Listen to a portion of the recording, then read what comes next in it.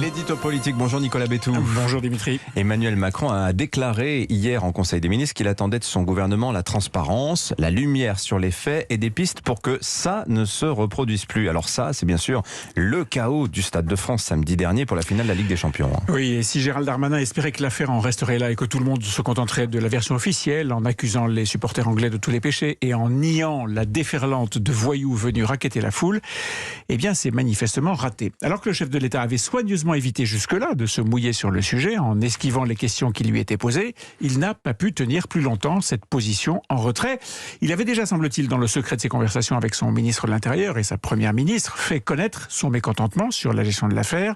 Mais cette fois, l'allusion est claire et elle prend place dans un cadre officiel. Lors de son compte-rendu du Conseil des ministres, la porte-parole du gouvernement, Olivia Grégoire, a en plus reconnu qu'on aurait sûrement pu faire mieux aux abords du Stade de France. Alors pour Olivia Grégoire, c'est le deuxième compte-rendu du Conseil et c'est la deuxième affaire sensible. Oui, après l'affaire Abad, c'est vrai, son poste est assurément l'un des plus difficiles du gouvernement, un endroit où la prise de risque politique est permanente. Bon, à ceci près quand même, Nicolas, que les deux affaires Abad, Stade de France n'ont rien à voir l'une avec l'autre. Les faits, non, évidemment. D'un côté, des accusations de viol pesant sur l'ancien patron des députés Les Républicains, devenu ministre des Solidarités d'Emmanuel Macron, et puis de l'autre, la gestion piteuse d'une foule de supporters de foot. Rien à voir. Sauf que il y a bien un dénominateur commun entre ces deux affaires, c'est le soupçon du mensonge.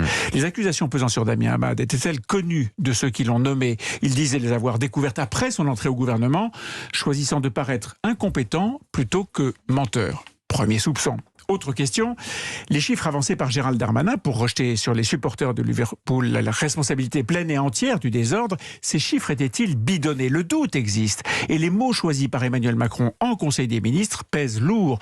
Lorsque le président de la République demande à son gouvernement la transparence, c'est bien qu'il lui reproche une forme d'opacité, source de doute. Lorsqu'il demande la lumière sur les faits, c'est bien qu'il n'endosse pas la version officielle, jusque-là défendue par Gérald Darmanin, à la fois sur le nombre des fans fraudeurs et sur les raids violents des jeunes délinquants, les régionaux de l'étape. La question de la confiance est donc posée. Alors, le ministre de l'Intérieur était convoqué hier devant le Sénat avec sa collègue ministre des Sports, Amélie Oudéa-Castéra. Ça faisait 3 jours que les oppositions tonnaient contre la piètre prestation de la police et dénonçaient avec force les chiffres et l'attitude choisie par Gérald Darmanin.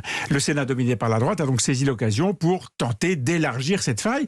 Bon, ça a quand même permis au ministre de l'Intérieur de moduler son propos avec ce qu'il fallait d'empathie, mais sur le fond, il n'a rien changé à ses explications. Mais alors politiquement maintenant, Nicolas, est-ce que Gérald Darmanin est en danger? Est-ce qu'il est menacé dans son poste de ministre de l'Intérieur? Alors non, certainement pas aujourd'hui. Le simple fait que Marine Le Pen et d'autres aient demandé sa démission lui assure en fait de rester à son bureau de la place Beauvau. Mais c'est une vraie tuile, sachant que les législatives sont dans 10 jours seulement, que la majorité sortante est totalement aphone, privée de ses chefs et inaudible dans sa défense du ministre de l'Intérieur. Quant à Elisabeth Borne, la première ministre, elle s'est prudemment tenue à l'écart des problèmes de son ministre de l'Intérieur, ce qui n'est pas la meilleure façon de se montrer en chef de la majorité solidaire de son gouvernement. Bon, Emmanuel Macron a assuré hier Gérald Darmanin de sa confiance, mais pas sûr que l'équipe gouvernementale sorte intacte de ses 15 premiers jours de pouvoir. Alors je note quand même une évolution dans la bouche du ministre hier, dans la distribution de la faute. Ce sont plus seulement les Anglais, les faux billets, les coupables, les policiers aussi, qui auraient tiré trop de gaz lacrymogène. Et les victimes pourront saisir l'IGPN, a dit Gérald Darmanin hier devant le Sénat. Merci beaucoup Nicolas Bétou. Merci, je signale la une de l'Opinion, votre journal justement, c'est le Stade de France. Gérald Darmanin au milieu de l'incendie, titrez-vous.